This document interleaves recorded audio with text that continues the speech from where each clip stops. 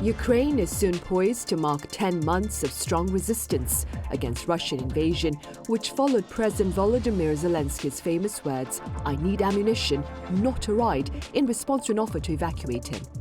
Well, since then, the US has been actively supplying Ukraine with ammunition, and Mr. Zelenskyy is now in Washington to thank Americans for their support and to ask for more. So what is the response to the summit between the US and Ukraine? How are the people of Ukraine persevering in the face of Russian invasion? And what can be done to better address the plight of Ukraine?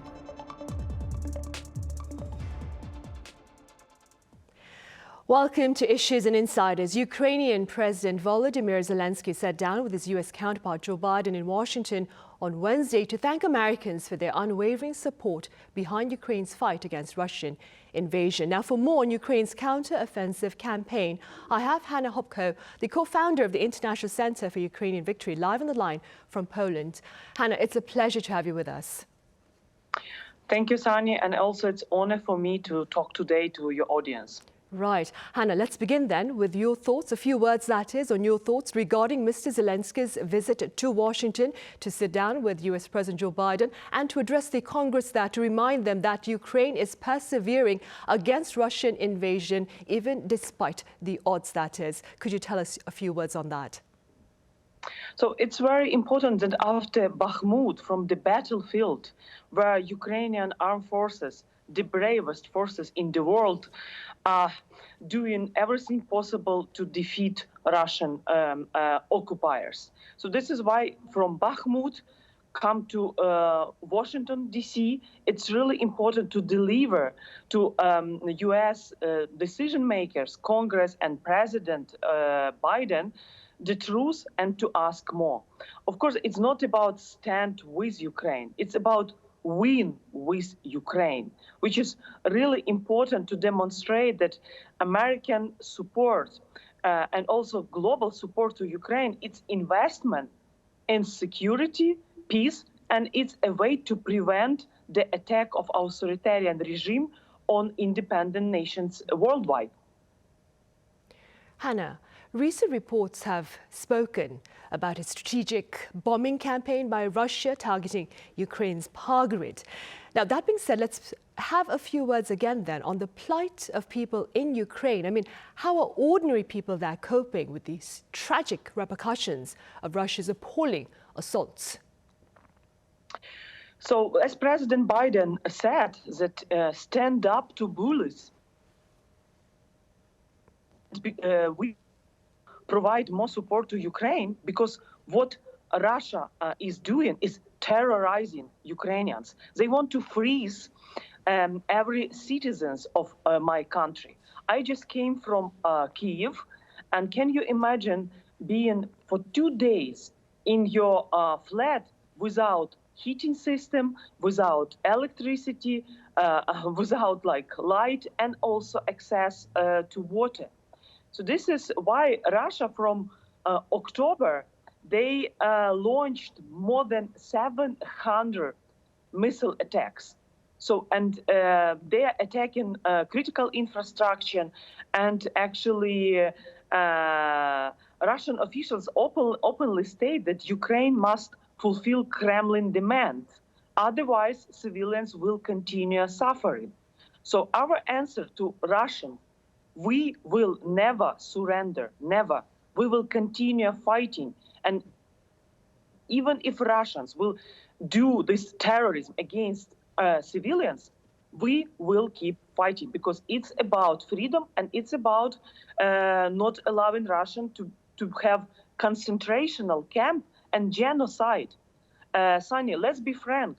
What's happening in Ukraine last 10 months, Russia is committing genocide because their goal is obliteration of the whole nation, just to destroy country and kill Ukraine as nation. Why they are killing us? Because we are Ukrainians. So this is the reason why they are committing genocide. So we have to stop, to punish, and through international justice system to seek reparation in the future.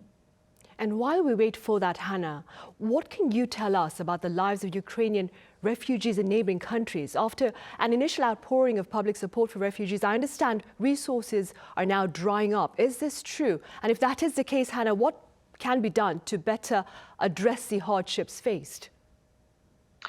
So I think the best option is to give Ukraine more modern weapons, tanks, heavy artillery, when we could first deoccupy our territories, liberate or retake control over occupied territories, and save people's life.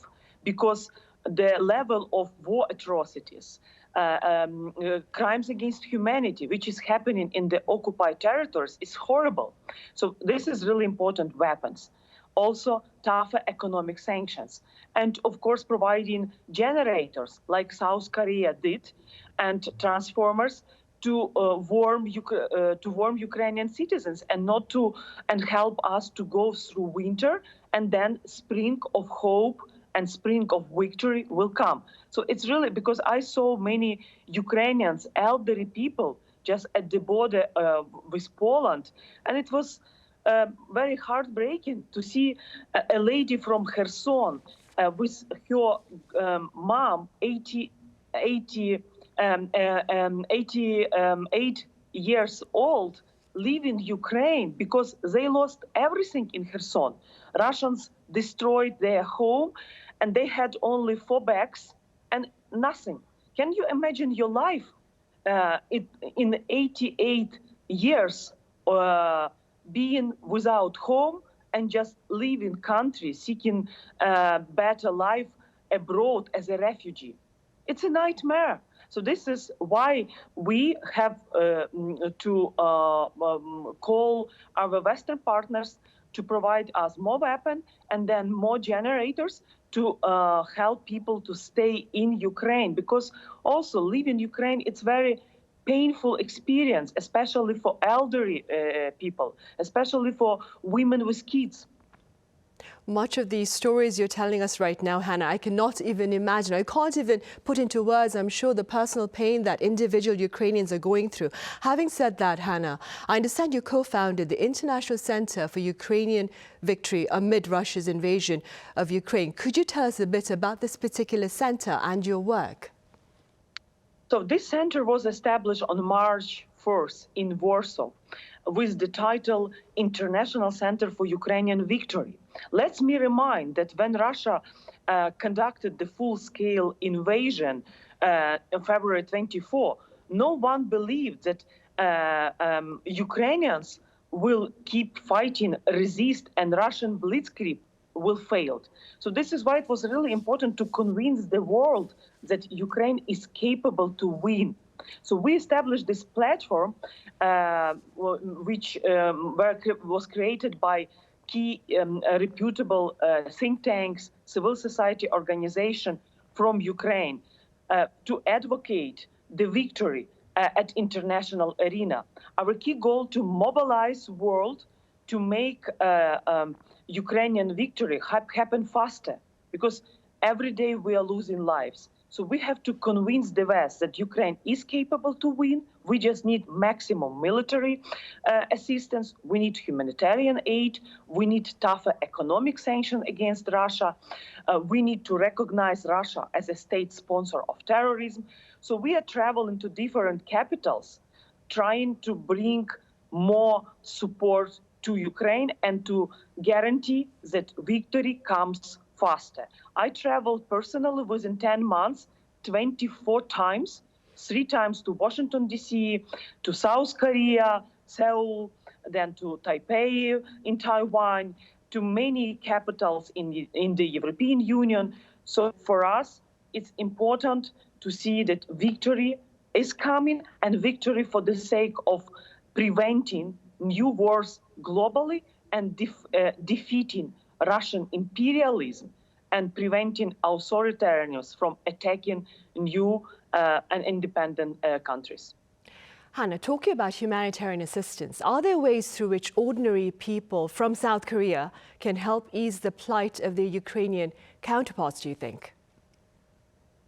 Of course, and I'm also very thankful to South Korean people who already contributed a lot by giving their personal money for Ukrainian armed forces, for civilians, and you did it through churches, through different communities, different cities, and actually your government also provided humanitarian aid.